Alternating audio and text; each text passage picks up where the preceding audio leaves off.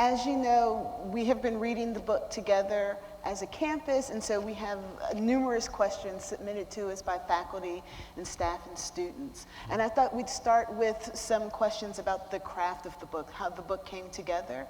And students researching the book read that you wrote the book in a relatively short time, and they wanted to know if that was in fact the case.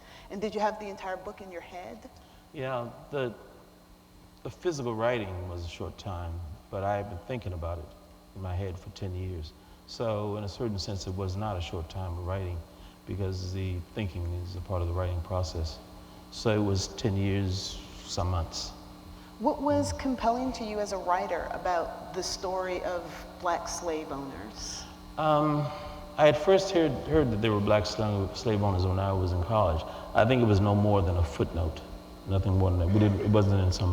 It wasn't a book devoted to it. It wasn't a chapter in a book devoted to it. It was just some footnote. So after I had finished my first book, I looked around and was beginning to think about what I would do next. And I recall that footnote about black slave owners.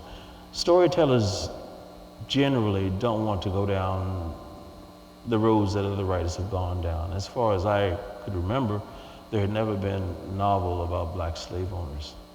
And that was the first thing that compelled me, that it was a new issue.